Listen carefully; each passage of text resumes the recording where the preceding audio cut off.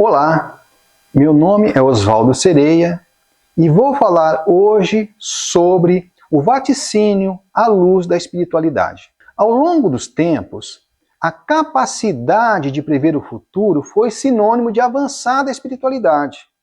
Mas o que há de real e fantasia em relação à capacidade de prever o futuro?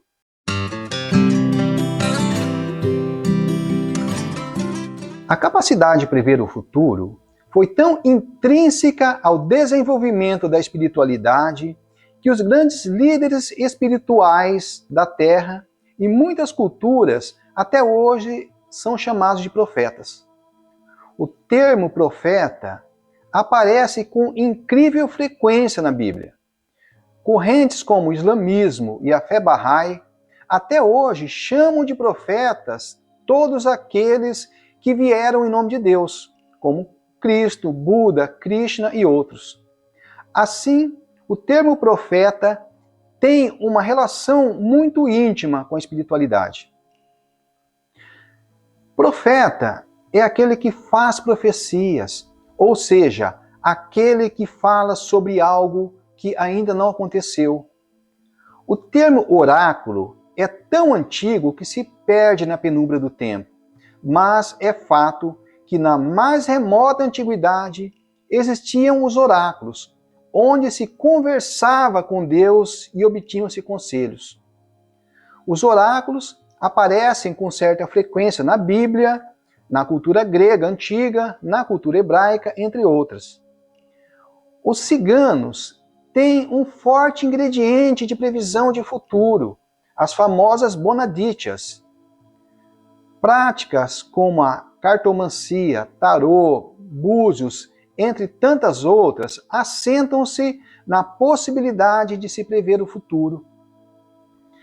E a visão de associar tal fenômeno à divindade foi tão marcante que o dicionário Oxford assim define profecias. 1.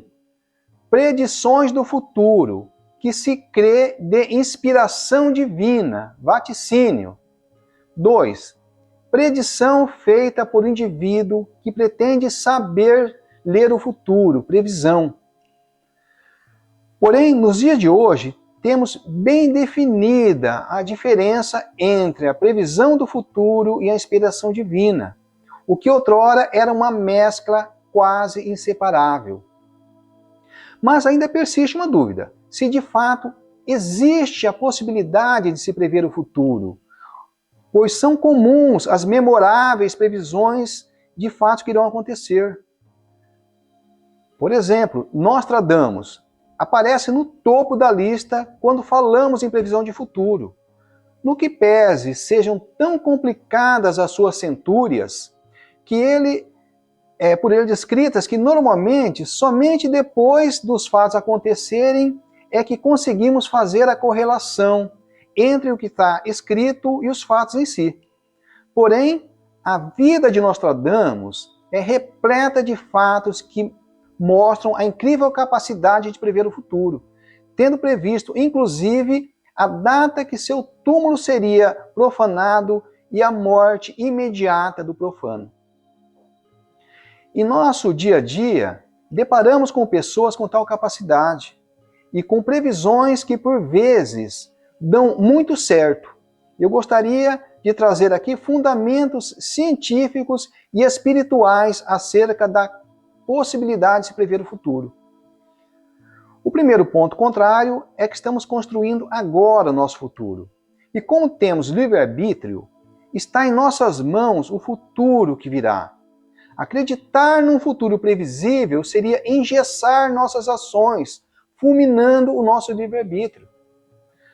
No entanto, previsões acontecem, e com incrível capacidade de acerto, o que não é difícil de explicar.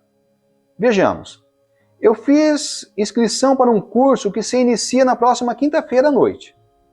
Existe uma grande probabilidade de acerto de que em tal data eu esteja fazendo o curso. Vemos nesse exemplo que uma ação minha conduz a um resultado previsível.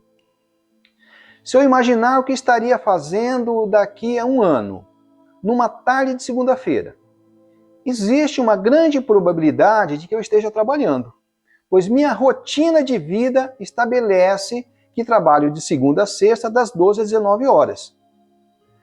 Todas as manhãs de domingo eu pratico o evangelho no lar. Assim, existe uma grande tendência de que daqui a 5 anos, numa manhã de domingo, eu esteja praticando o evangelho no lar. Esses fatos mostram uma certa previsibilidade decorrente da tendência natural baseada na rotina de uma pessoa. O mesmo pode acontecer em relação a um grupo, uma cidade ou toda a humanidade. É a tendência natural baseada naquilo que estamos fazendo hoje. Trazendo para um exemplo mais simples, se eu plantar um pé de abacate, teremos no futuro um abacateiro. Isso funciona muito bem no que concerne aos fatos ordinários, mas essa forma simplória de previsão é ineficaz para explicar fatos extraordinários, pois muitos acontecimentos podem interferir nesse futuro. O abacateiro pode morrer por falta de cuidados. Eu posso ter um fato inesperado ou mesmo uma decisão que me impeça de ir ao curso. A humanidade pode mudar o seu rumo. É a supremacia do livre-arbítrio sobre os fatos, aliado à ocorrência decorrente de outros fatos que se entrelaçam entre si. Uma outra forma de previsibilidade do futuro é a informação obtida por uma visão privilegiada. Imaginemos que vamos fazer uma viagem a pé, de uma cidade a outra, por estrada de terra. As experiências anteriores de pessoas que fizeram o mesmo trajeto pode dar uma previsibilidade de que chegarei tal dia em tal horário ao meu destino, baseado no horário de minha saída. É a previsibilidade baseada na experiência. Mas imaginemos que eu tenho um observador, vendo tudo de cima.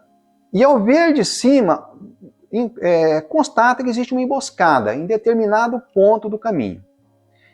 Esse observador poderia me orientar acerca do perigo. E eu poderia evitar tal situação usando um caminho alternativo.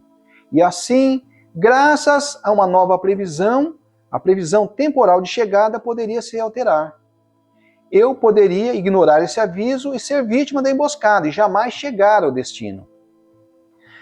Assim, não se cumpriria a previsão de chegada, mas estaria cumprida a previsão da emboscada no caminho. Só nesse exemplo, percebemos a complexidade de eventos que pode alcançar as previsões do futuro.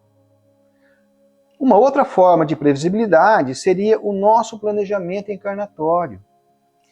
Imaginemos que uma pessoa tem acesso ao planejamento encarnatório de outra pessoa. Ela poderia, ter assim, determinados acertos a respeito da vida dessa pessoa com base nessa informação. Porém, aí de novo temos a ação do livre-arbítrio, que pode mudar tudo mais uma vez. Assim, pelo que vimos até aqui, existem tendências de acontecimentos previsíveis, mas existe a ocorrência do livre-arbítrio que pode mudar essas tendências. Aliado ao livre-arbítrio, temos fatos externos que também podem mudar toda essa tendência. Apesar de toda a interferência que pode ocorrer, é certo que os fatos que estamos praticando hoje trazem contigo uma tendência bastante confiável do que irá acontecer no futuro.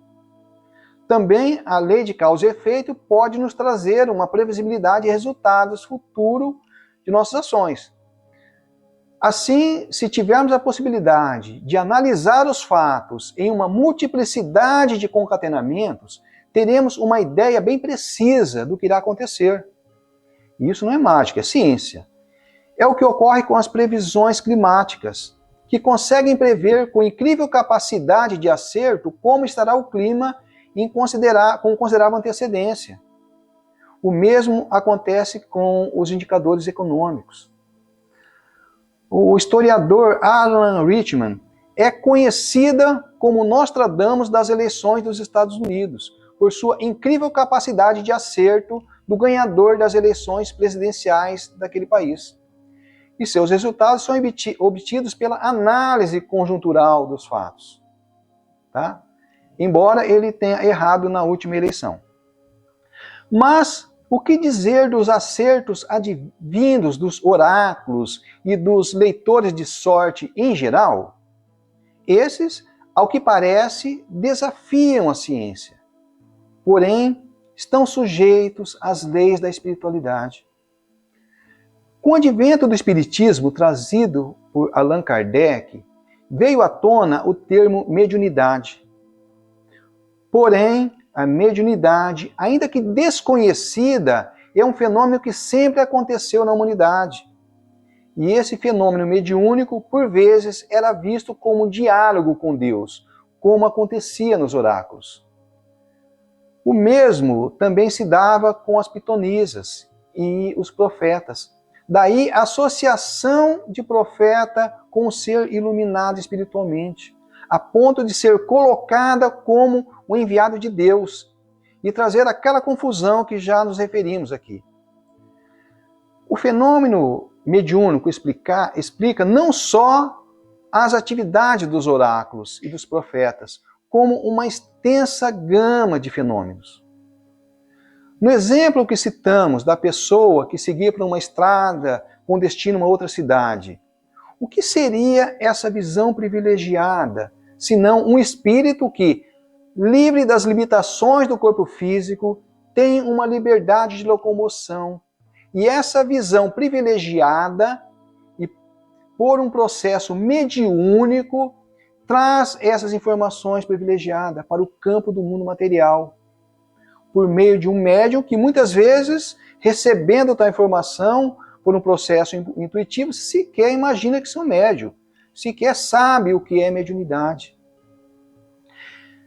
Na questão citada anteriormente, onde apareciam como obstáculo a previsibilidade, o concatenamento dos fatos e ocorrência desconhecidas agindo sobre o previsível, tal dificuldade restaria superada pela capacidade do espírito de, livre das amarras materiais, presenciar uma infinidade de fatos e, a partir daí, ter uma previsibilidade infinitamente maior do que temos com nossa limitação material.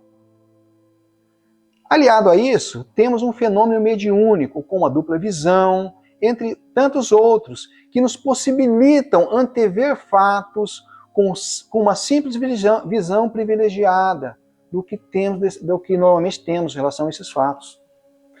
É a espiritualidade explicando fenômenos antes tidos como fantásticos, surreais, impossíveis, trazendo tudo à normalidade.